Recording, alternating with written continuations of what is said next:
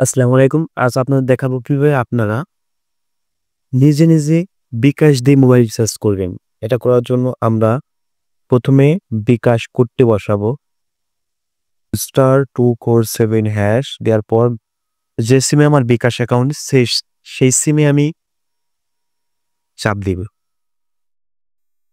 দেওয়ার পর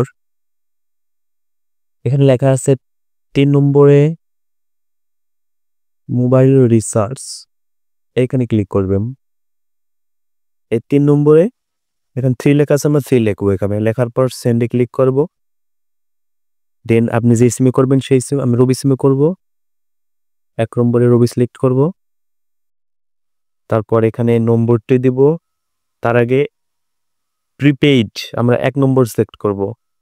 তারপর সেন্ড এ ক্লিক করব। নাম্বার দিব।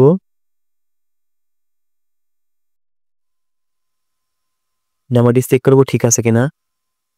01889308122। তারপর কত টাকা রিচার্জ করবেন সেই অ্যামাউন্টটি বসাবেন এখানে। আমি ১১০ টাকা করব।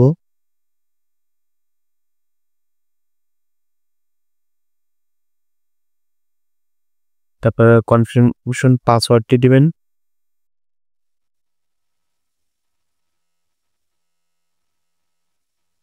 পরে সেন্ড এ ক্লিক করবেন। আমার রিচার্জটি হয়ে গেছে।